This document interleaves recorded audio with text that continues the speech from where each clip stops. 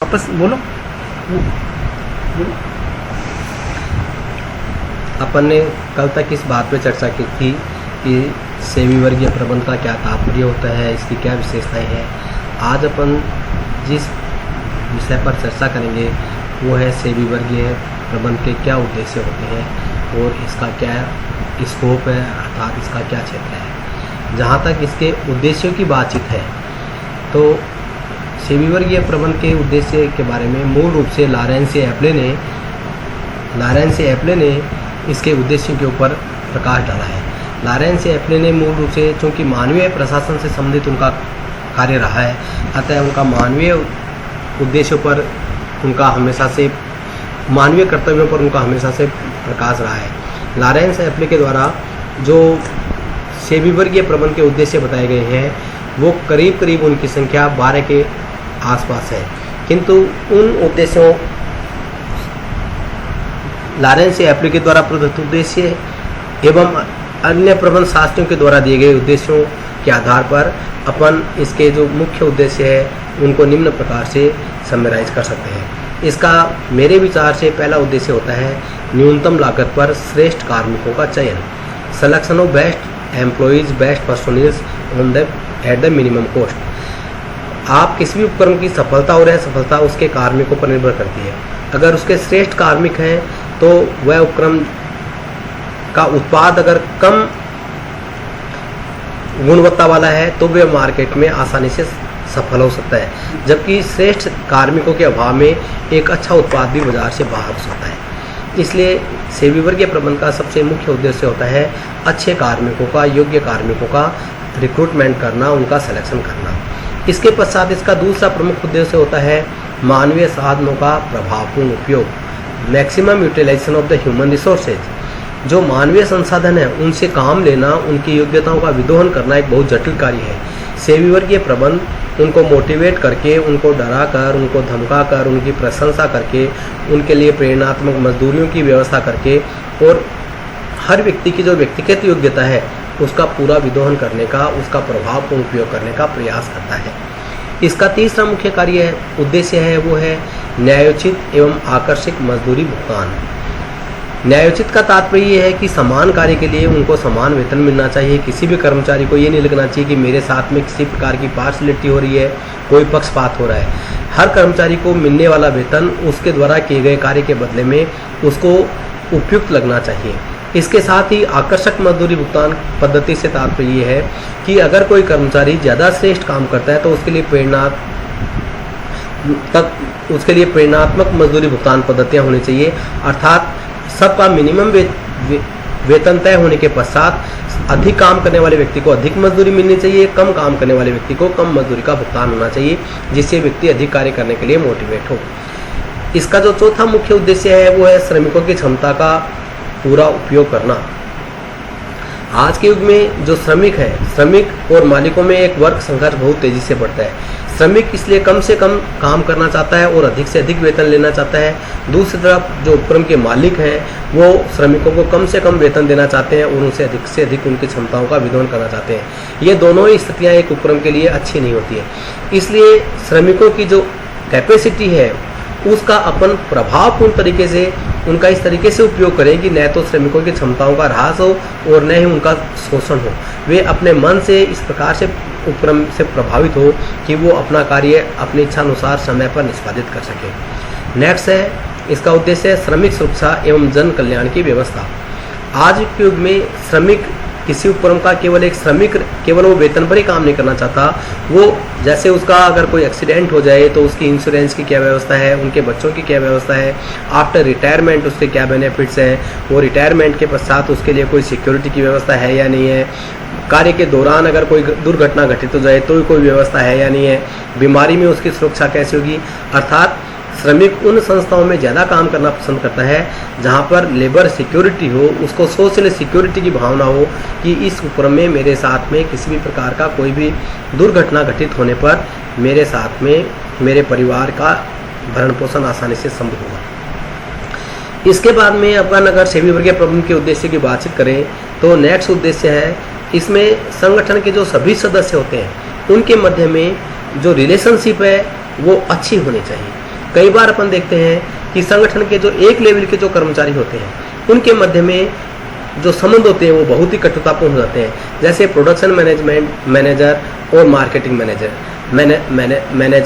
है या finance manager है या स्ट्रेस मैनेजर है, अगर ये एक लेवल के चारों लोग हैं, अगर इनमें कोऑर्डिनेशन कोऑपरेशन इनके रिलेशनशिप में अगर स्वीटनेस नहीं है तो संगठन कभी भी अच्छे काम नहीं कर सकता है।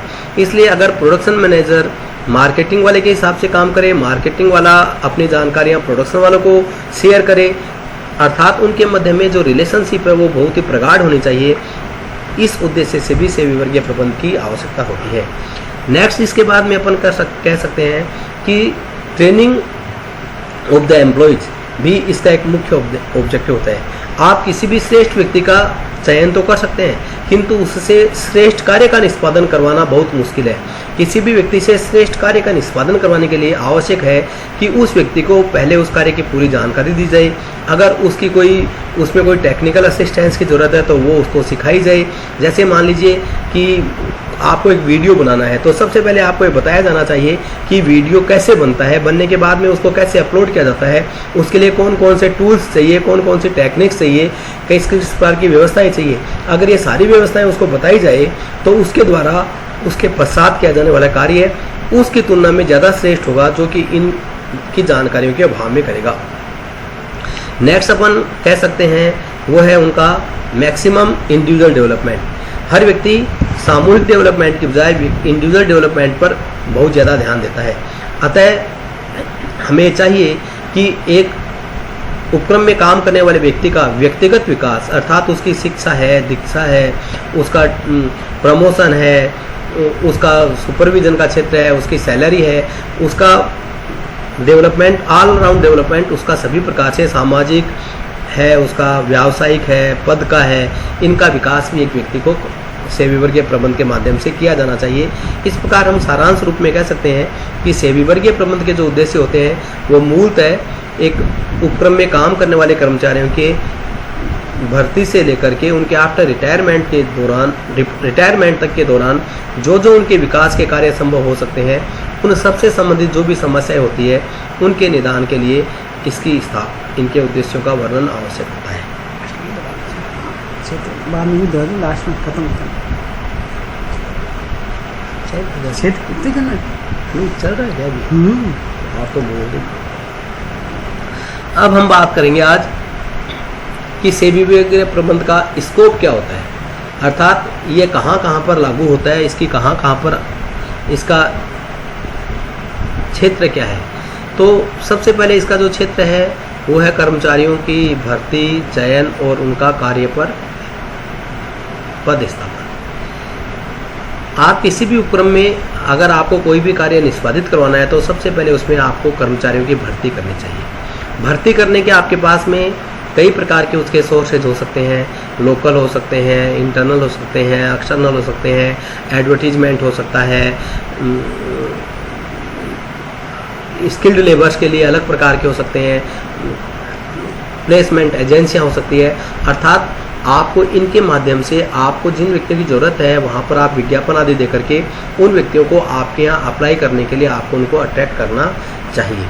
उसके बाद में आपको उनकी सॉर्टिंग कर करके कुछ जो योग्य व्यक्ति आपको मिलते हैं, आपको जो उनके रिज्यूमे के आधार पर जो व्यक्ति लगते हैं कि हमारे लिए उपयुक्त है, उनको आपका वैज्ञानिक विधि से उनकी योग्यता का परीक्षण करना चाहिए, उनका साक्षात्कार लेना चाहिए और उनका अन्य विधियों से भी नॉलेज की उनकी योग्यता की उनकी जांच करके फिर आपको सेवी वर्गीय प्रबंध उनका चयन करता है।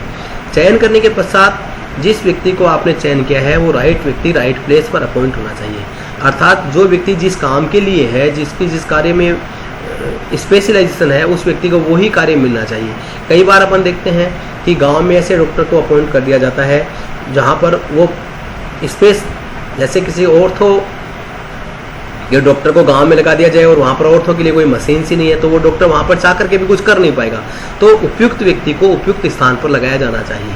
तो पहला इसका जो क्षेत्र में आएगा वो आएगा कर्मचारियों की भर्ती करना, उनका रिक्रूटमेंट करना, उनका सिलेक्शन करना और उनको जॉब पर प्लेस करना। इसका जो दूसरा क्षेत्र में आएंगे वो आएगा कि कर्मचारियों को उचित और न्यायोचित पारिश्रमिक देना। जैसा मैंने उद्देश्य के दौरान भी आपको बताया था कि न्यायोचित पारिश्रमिक का तात्पर्य होता है कि समान कार्य करने वाले व्यक्तियों को समान वेतन मिलना चाहिए। अब समान कार्य का मतलब है कि उनको आपने कार्य तो समान दे दिया, किंतु वो व्यक्ति कार्य समान कर नहीं रहे, तो उनमें भी आपको डिफरेंशिएट करना पड़ेगा। आपने अगर समान व्यक्ति, अगर आपने किसी व्यक्ति को 100 यूनिट प्रोडक्ट करने के लिए दी, दोनों कर्मचारी 100 यूनिट समान एक जैसी क्वालिटी के प्रोडक्ट करते हैं तो उनको समान वेतन मिलना चाहिए। किंतु अगर उनमें एक बहुत अच्छी क्वालिटी के प्रोडक्ट तैयार कर रहा है, दूसरा कम अच्छी क्वालिटी के प्रोडक्ट तैयार कर रहा है, तो उन दोनों में अंतर होना चाहिए। तो समान कार्य के लिए समान वेतन का मतलब ये नहीं कि गधे और घोड़े एक जैसे होने चाहिए। समान कार्य के लिए समान वेतन का मतलब है कि जो व्यक्ति जिस योग्यता से कार्य करता है, और अगर समान योग्यता वाले व्यक्ति एक जैसा कार्य निष्पादित करते हैं तो उनको वेतन है वो इक्विटी के आधार पर, जस्टिस के आधार पर उनको वेतन मिलना चाहिए। इसी प्रकार कर्मचारियों के लिए प्रेरणात्मक मजदूरी भुगतान की पद्धतियां होनी चाहिए। हमारे देश में विभिन्न प्रकार की प्रेरणात्मक मजदूरी भुगतान की पद्धतियां चलती भी है। कोई कार्य के बेसिस पर है, कोई प्रोडक्शन के बेसिस पर है, कोई कार्य के घंटों के बेसिस पर है, कोई सीनियरिटी के बेसिस पर है। अर्थात जैसा जो योग्य उपक्रम उपयुक्त समझे, फिर भी वहाँ पर अपने कर्मचारियों के लिए और इंसेंटिव बेसिस की जो मजदूरी है, वे सिस्टम है, वो वहाँ पर होना चाहिए।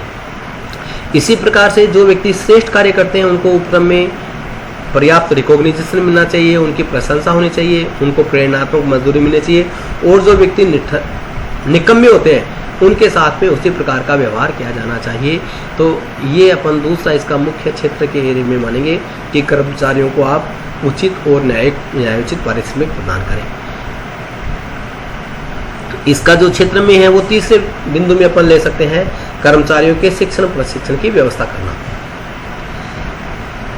किसी भी कर्मचारी को नियुक्ति के पश्चात उसको किए जाने वाले कार्य की जानकारी देने के लिए आज के युग में प्रशिक्षण की बहुत ज़्यादा आवश्यकता है। अगर आप किसी भी ट्रेनिंग के अभाव में श्रेष्ठ व्यक्ति भी वो नहीं दे पाता है जो वो दे सकता है, क्योंकि उसको वास्तव में पता ही नहीं कि मेरे को उसको उपक्रम में काम क्या करना है, मेरी रेस्पॉन्सिबिलिटी क्या है, मेरी ड्यूटीज क्या है, मुझे क्या काम करना है और उसको किस प्रकार से करना है। इसलिए आज के युग में हर कार्य का प्रशिक्षण दिया जाना बहुत ही आवश्यक है। प्रशिक्षण आप उसको सैद्धांतिक रूप से दे सकते हैं, व्यावहारिक रूप से दे सकते हैं, आप इसको ऑन द जॉब दे सकते हैं, आप उसको लेक्चर के माध्यम से दे सकते हैं, आप उनको यूट्यूब के माध्यम से दे सकते हैं। अर्थात टेक्निकल है तो उसको आप व्यावहारिक दें, कार्य को उसको सिखाना है तो प्रैक्टिकल में दें, और उसको पढ़ के सीख सकता है तो उसको आप थ्योरेटिकल भी उसका ट्रेनिंग दे सकते हैं, किंतु उसको ट्रेनिंग दिया जाना अलग अलग चाहिए। इसी प्रकार से प्रशिक्षण की अलग अलग विधियों के माध्यम से भी आपको दे सकते हैं। इंडिविजुअल देना है, ग्रुप में देना है, कैसे देना है, ये ऑन द जॉब देना है, बाय रोटेशन देना है, निश्चित टर्म के पश्चात देना है, किस समय देना है, सारी बातों को आप क्या कर सकते हैं। तो आप कर्मचारियों को क्या करते हैं, आपको अच्छा प्रशिक्षण देने के लिए भी आप इसको हमें सेवी वर्ग के प्रबंध की आवश्यकता पड़ती है।